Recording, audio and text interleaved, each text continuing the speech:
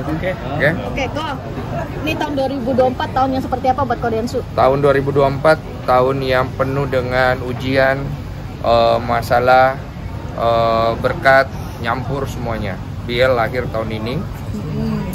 Masalah gue juga lumayan banyak, tapi kan di sini gue belajar banyak hal bagaimana gue bersikap dan memposisikan diri. Jadi gue anggap itu sebagai berkat lah, karena di situ gue dapat ilmu, dapat juga hal-hal lain. Lebih dari itu sih gue syukurin aja lah, karena biar gimana gue juga nggak nyangka sih 2024 ini lumayan banyak sih hal-hal yang berangkat dari podcast yang kemudian jadi dinamika dan lain-lain yang harapan gue sih nggak kesana ya arahnya ya gitu. Kok kan lebih banyak berkecimpung di podcast sendiri. Gimana sih suka dukanya jadi podcaster sendiri dengan narasumber yang bikin pusing, yang akhirnya viral di konten lu sendiri. Serba salah sis. Ini gue kasih tahu ya, gue nih ada satu, ini gue kasih bocoran nih. Ada satu bapak-bapak datang ke podcast gue cerita bahwa dia adalah ayah dari seorang artis lah. Gue itu udah podcastin beliau dan gue lihat isi podcastnya juga tidak menyalahkan orang, tapi dia menyalahkan dirinya ya. Intinya dia tidak menyalahkan orang, dia hanya menyesal gitu ya. Dia bercerita, namanya Curhat Bang ya, tempat bercerita. Gue tuh dilema sampai hari ini, karena gue ngerasa kalau podcast ini naik kan pasti ngaruh lah ke karir orang ya.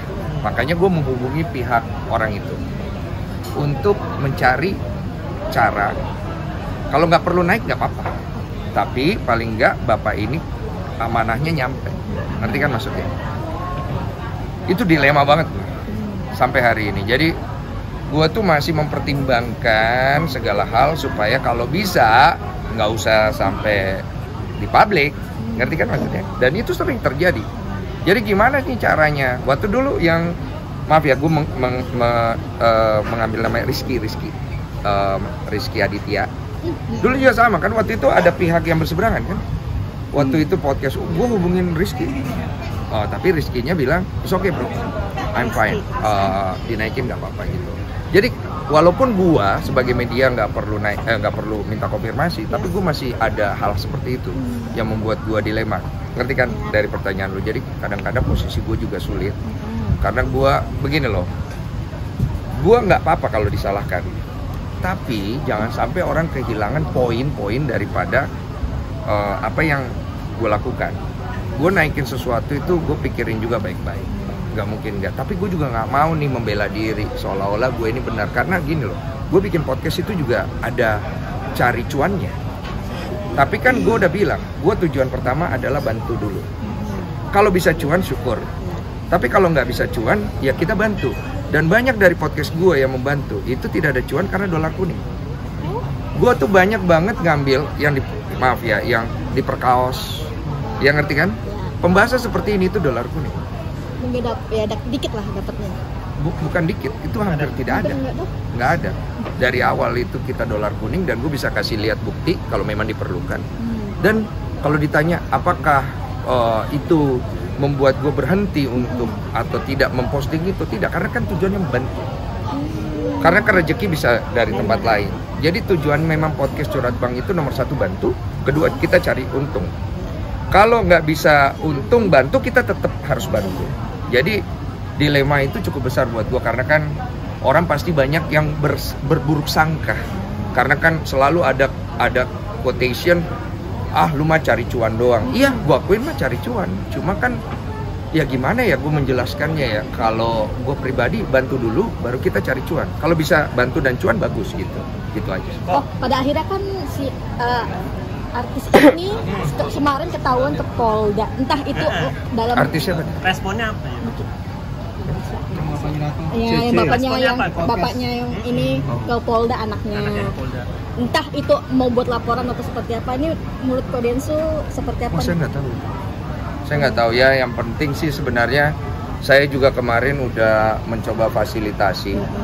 Kalau beliau pengen dibantu mediasi diam-diam atau tidak perlu ada apa lagi pertayangan di publik, saya oke aja. Cuma kalau misalnya sejauh ini sih reaksi yang saya dapat Ya. ya tidak ada sih. Memang jadi waktu itu saya coba hubungi. NW nggak? Hah? Ngubungin NW? Kemudian dia bilang dia akan hubungi langsung. Sampai detik ini. Saya kasih nomornya, tapi bapaknya bilang sampai detik ini belum dihubungi. Saya juga bingung karena bapaknya itu kan sudah mau 3 minggu dari kejadian itu. Saya juga bingung ngomong apa ke bapaknya, ngerti kan maksudnya? Karena kan bapaknya di situ ada amanah dan posisi gue bingung gitu loh. Nggak gue tayangin, nggak enak sama bapaknya udah nunggu juga sampai 3 minggu. Saya bilang, Pak, ditunggu dulu lah, cobalah, siapa tahu nanti kan bisa, nggak usah sampai naik ke publik kan, ngerti kan maksudnya, supaya mereka bisa, nggak perlulah di publik, ngerti kan maksudnya, gitu. Tapi memang sudah 3 minggu itu bapaknya katanya ya, menurut bapaknya belum dihubungi.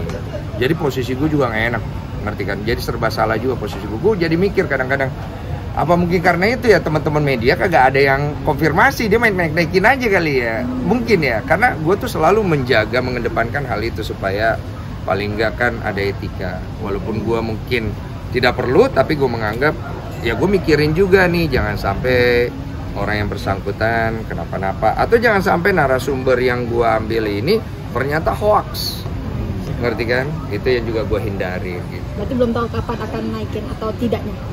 Saya sih jujur belum tahu sih, karena saya menghindari ada konflik yang keluar di publik ya.